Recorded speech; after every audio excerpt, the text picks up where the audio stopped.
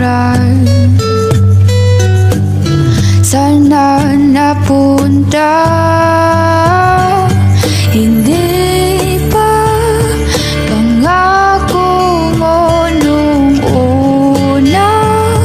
Tiwala'y iingatan, baka naman sa susunod na habang buhay.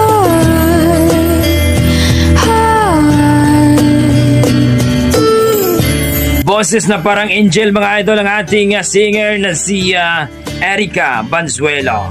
Grabe, ang galing, ang ganda, ang sarap pakinggan mga idol ang kanyang boses. Napaka-amazing itong batang to.